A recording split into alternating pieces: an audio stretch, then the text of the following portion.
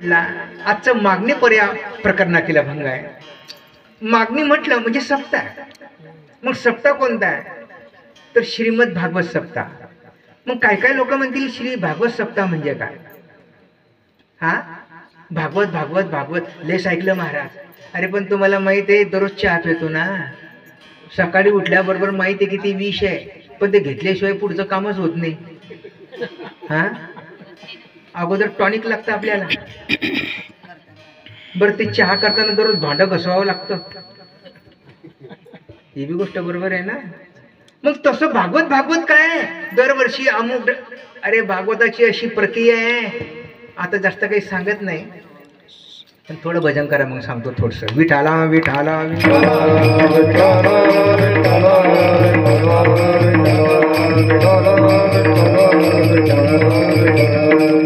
हे भागवताची गरज काय, श्री रामायणाची गरज काय? हा हे एवढं क्षेत्र बिचारे याची गरज काय? पण तत्पूर्वी एक सांगावंसं वाटतं. इथे मी लवकरच आलो बरं, मागच्या वर्षी जरा उशीर झाला होता, पण यावर्षी आल्यानंतरच मला एकदम छान कसं वाटलं. माझे पावलं इकडे मुद्दाम मोडले नाही दर्शनाकरता. त्याला कारण आमच्या ज्या माऊली मंडळ आहे, महिला मंडळ, त्यांचं काय चालू होतं? नाही नाही नाही नाही, हरिपाठाच्या अगोदर तुमचं काहीतरी गीतेचं पारायण आणि काहीतरी काल भरवायचं अष्टक होतं, बरोबर आहे ना. म्हणून मी मुद्दाम आलो नाही, कारण चलबिचल होते चित्ताची. त्याच्यानंतर आमचे हरिभक्तीपरायण रितेश भाऊ आणि आमच्या सुनबाई हरिभक्तीपरायण मीनाबाई, सुंदर हरिपाठ आहे, बिलकुल मस्त. तोही आणि एकत्र श्रवण केल्याचं माझं भाग्य लाभलं. आणि त्याच्याही नंतर मस्त जीवाला जे आवडतं संत महात्म्यांनी जे भारूड रूपानं किंवा काहीतरी जे पदरचना केलेली आहे, कशा करताय की लोकांना या मार्गामध्ये आकृष्ट होण्याकरता. ते मस्त फुगडी, ते जोगवा, असंही आपण कालही बघितलं. कालही मला असं वाटतं 16 पार पडला आणि आताही थोडसा लोणच्यापुरतं मस्त पार पडला. मग शेवटी मात्र एक आहे, मग आता कीर्तन किती म्हणे महाराज, पुढचं तर पंगत आहे आणि तिच्यावर तर सर्व आहे. म्हणून कीर्तनाची मर्यादा फक्त आता आपली 1 तास. मग 1 तासात काय काय सांगावं, पण हे सांगणं महत्वाचं आहे. हे भागवत काय, पुन्हा पुन्हा विषय सांगतो मी. अरे वा, मृदुंग म्हणे खूप छान लाभलेले आहे. असं वाटतं की 12 शिवाय सोडू नये, पण माझेच 12 वाजतील. ऐका, एवं हि शास्त्र विषय नामना दुःख जगतीस्या. अरे जगामध्ये जर दुःख नसतं तर या दुःख निवृत्ती प्रित्यर्थ ज्ञान, अनुताप, वैराग्यावर आधारित अशा ग्रंथांची गरज का भासली असते? आमच्या बॅग बॅलन्स भरपूर आहे. 4 व्हीलर पहा किती आले, अनेक 2 व्हीलर आहे, रिक्षा आहे. म्हणजे वैभव नाही तर काय आहे, मग सुख नाही तर काय महाराज? पण नाही, हे भौतिक सुख आहे, हे तात्पुरतं आहे, याला मर्यादा आहे. गाडी आहे, पंक्चर झाली, जोडता जोडताना घाम येतो, दुःख आहे. टीव्ही आहे, मॅच हारली, लाईट गेली, त्याला मर्यादा आहे. पण हे असं भागवत श्रवण केलं ना, सुख दुःखाच्या पलीकडे.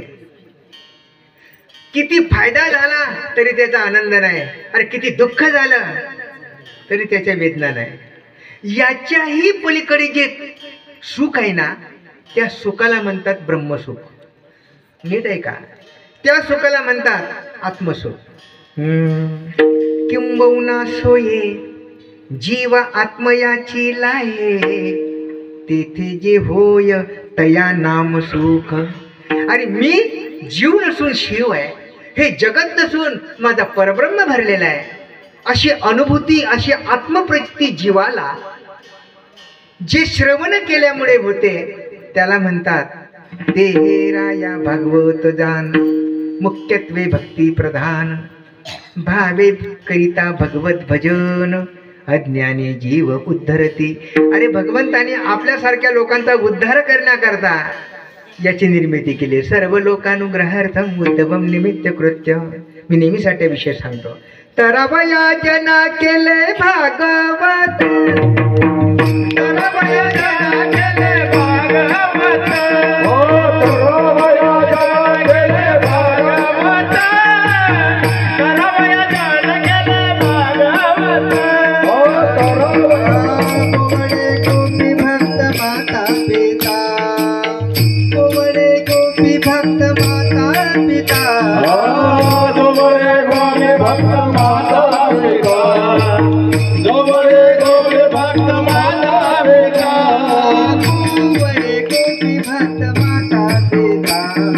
गोवडे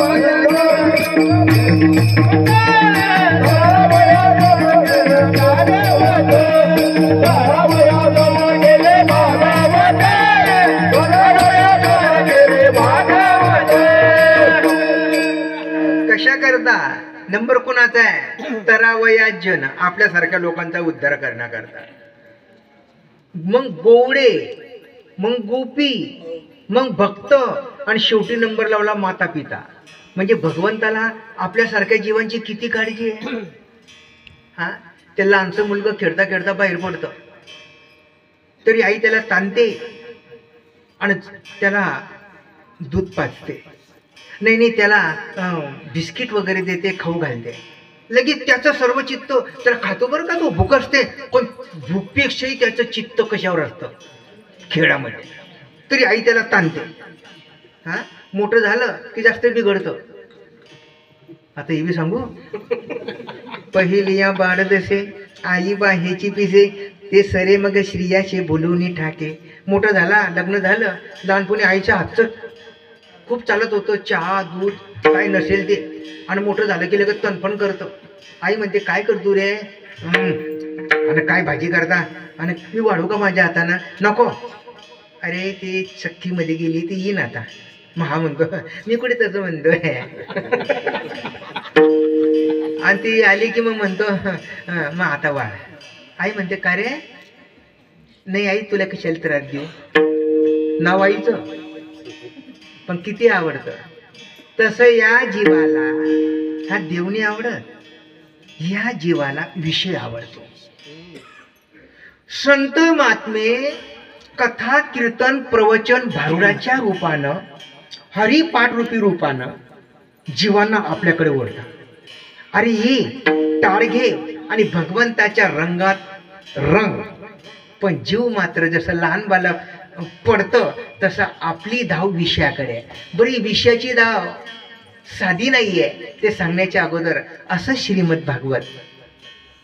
माझे लाडके गुरुबंधू, खूप गरीब स्वभावाचे संजयजी महाराज बामनोतकर यांच्या मुखातून तुम्ही आपल्या या श्री क्षेत्र सोना सावखेडा या पवित्र तीर्थक्षेत्रावर त्यांच्या मुखारविंदातून तुम्ही भागवतामृत सेवन केलं.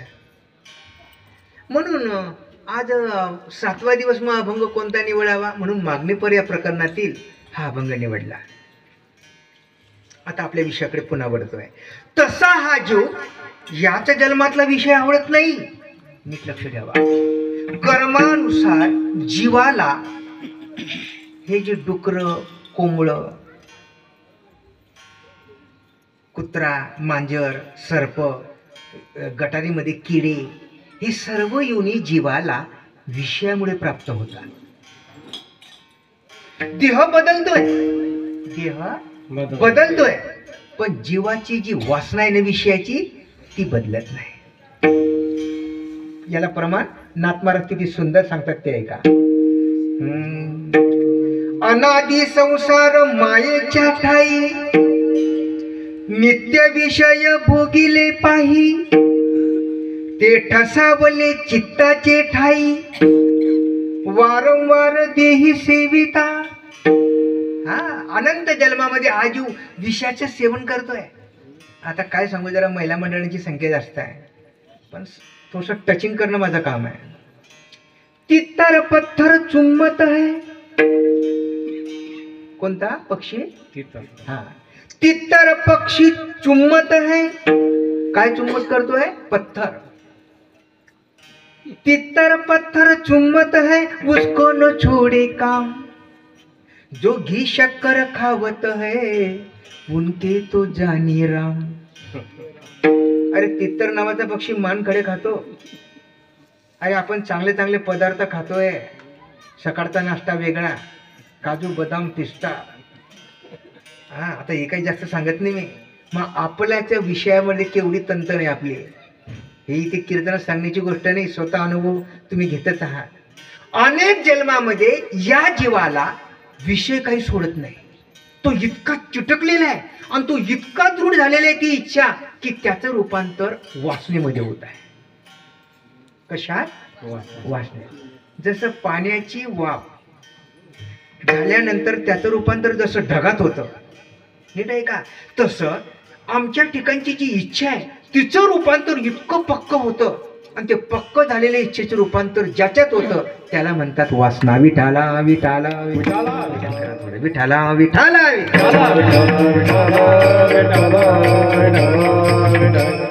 ऐका, एक याज्ञवल्क नावाचे ऋषी होते. काय नाव? ते एका नदीमध्ये गेले, सर्व संघ परित्याग केलेले. 2 पत्न्या होत्या, पण अलिप्त होते. कसे होते? अलिप्त. नीट आहे का विषय?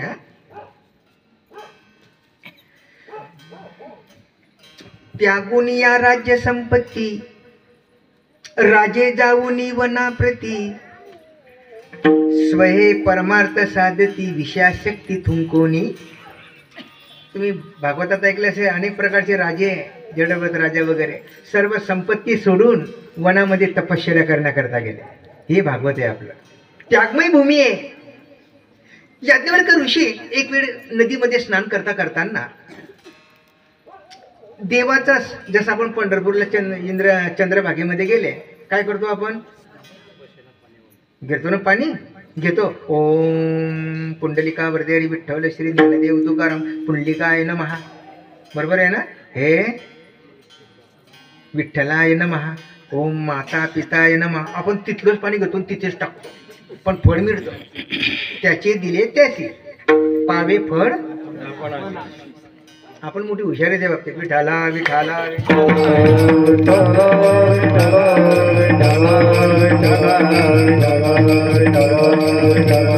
कोंजडीमध्ये पाणी असं टाकताना एक ससाना नावाचा पक्षी होता.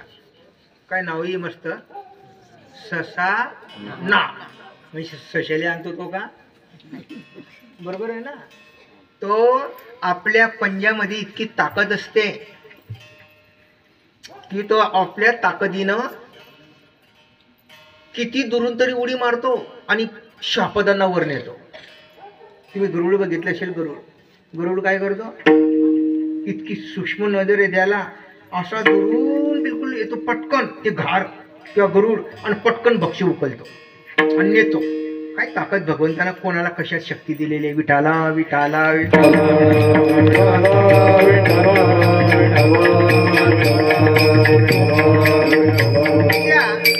अर्धत येताना काय झालं, त्यांच्या ओंजडीमध्ये ससानी नावाच्या पक्ष्यातून एक पिलू बाहेर पडलं. जसं जळभद्राजाला हरण दिसलं तसं यांच्या ओंजडीमध्ये काय आलं? पिलू. पण ते कशाचं होतं? उंदराचं. आता उंदराचं पिलू होतं, पण वर होता का म्हणजे नर होता का मादी होतं? ते घरी गेल्यानंतर कळलं. केव्हा? नीट आहे का? आता ते गेल्यानंतर ऋषीमुनींना कळलं की अरे हे मादी आहे. मग आपल्या तपस सामर्थ्यानं ऋषीमुनींनी काय केलं ते नीट आहे का? त्या उंदरींच्या पिलाला मुलगी केलं. काय शक्ती त्यांच्यामध्ये? भागवतात ऐकले असेल ना? हा, वशिष्ठ मुनींनी हिला, बरोबर आहे ना? काय मस्त वृत्त आहे. अरे 6 महिने आणि काय तर सुदुम्न नावाचा राजाची कथा. हा, आपल्या तपस सामर्थ्याने भोळ्या शंकरांना प्रसन्न करून मुलगा केला, मुलीचा मुलगा. पुन्हा काय परिणाम की त्या जंगलामध्ये गेले, त्या जंगलाला शाप होता. शंकर पार्वती माता ऋषीमुनी जात असताना एवढं काही सांगत नाही, कारण असा घाबरतो की गडाडच्या काठी पुढे सरकतात, सांगू का नाही सांगू, सांगू का नाही सांगू. त्याच्यामुळे मग पंचायत होते, विठाला विठाला. पुन्हा मुलगी झाली म्हणजे बाई झाला, पुन्हा त्याला 1 महिना पुरुष 1 महिना स्त्री. आणि म्हणून त्याने सांगितलं जाऊ द्या, लोक मला असतात, आता बाई तर होईन पुढच्या दिवस. म्हणून तो बिचारा पुन्हा श्री झाला, बुधाची नजर पडली आणि ते लग्न केलं आपलं. तुम्हाला माहिती आहे सर्व कथा.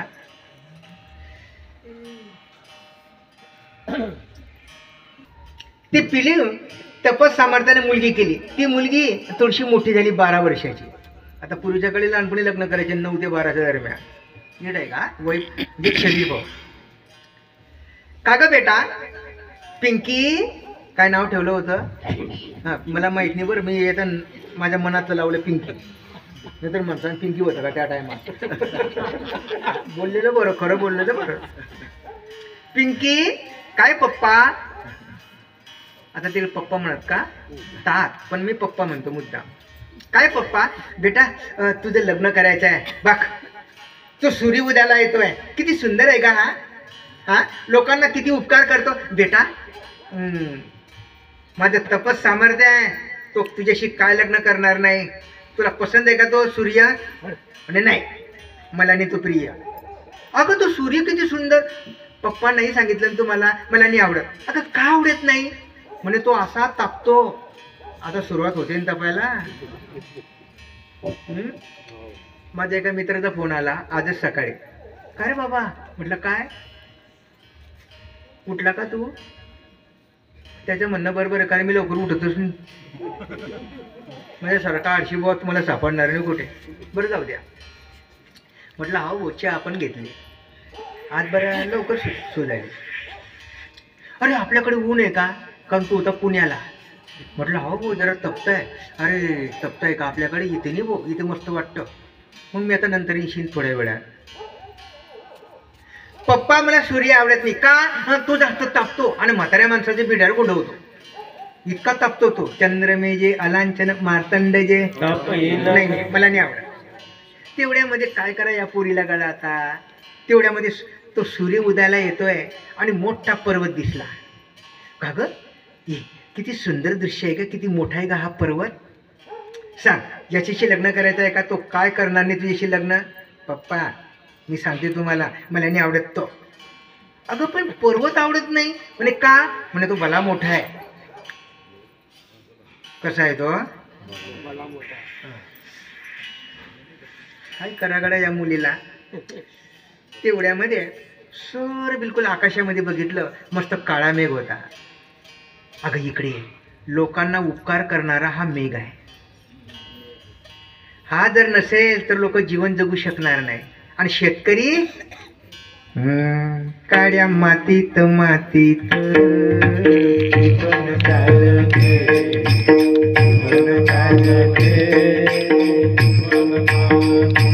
काड्या मातीत मातीत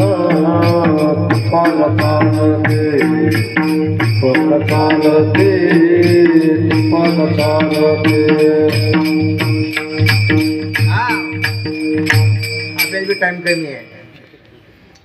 नंदी बैलाच्या जोडीले सदा शिव हाकलतो, पटी बांधून पोटाले पारावतो. मस्त खूप छान आहे. अगं लोक पेरणी करतात, बीज आपण सर्व व्यवस्था कोण करतो? हा मेघ. किती उपकारी आहे. म्हणे पप्पा खरं सांगू का? म्हणे काय बेटा? मला नाही आवडत तो. म्हणे का ग? म्हणे त्याचा रंग जास्तच काळा आहे, डांबऱ्यापेक्षा आहे. जाऊ द्या मी काळा की गोर दोनच रंग आहे, पण खरं सांगा तुम्हाला म्हणे काय, काळा रंग असला तरी मला आवडतो. कारण सावळा कृष्ण परमात्मा कसा आहे? हा सावळा देखीला. हा राधेला कसा आवडला तो? नाही मला आवडेल त्याबद्दल फरक नाही, पण मला नाही आवडत. म्हणे का? मेघ उदार परी ओसरे, मनवुनी उपमेसी न पुरे. पप्पा तो असा पडतो ना तर सर्व गावचे गाव वाहून येतो, लोकांची जीव घेतो. मला नाही आवडत. ज्यांना पोहता येत नाही हा त्यांना मला नाही आवडत. काय करा गळा या मुलीला तेवढ्यामध्ये गरम होत होतं. मस्त मल्या चढ पर्वतावरचा वारा लागला शीतल. बेटा उन्हाळ्यामध्ये एसीची गरज नाही, पंख्याची गरज नाही, कूलरची गरज नाही. हा किती मस्त वारा ग. तू म्हणशील तसं त्या मनासारखं वागेल. हा वायूशी लग्न करती का? पप्पा सांगा तुम्हाला मला नाही आवडता येईल. ओ या मुलीला कोण आवडते? इंद्रचंद्र मला कोणीच आवडत नाही. या पोरचं लग्न कसं होईल? काय करा बरं. हिच्या मनाच्या विरोधात केलं तर ही बिड्या गुंडवून घरी परत येईल. आपलं नाव खराब होईल. मग काय करावं? तेवढ्यामध्ये घरातून एक मस्त मोठा उंदीर गेला बोक्यासारखा. पप्पा पप्पा काय ग? तुम्ही म्हणत होते ना की लग्न करायचं आहे. इकडे या. काय हे थोडीशी अडचण बाजूला काढा. बाजूला अडचण काढली. मस्त उंदीर होता. पप्पा खाली मान घातली लाजली. काय ग काय झालं? योच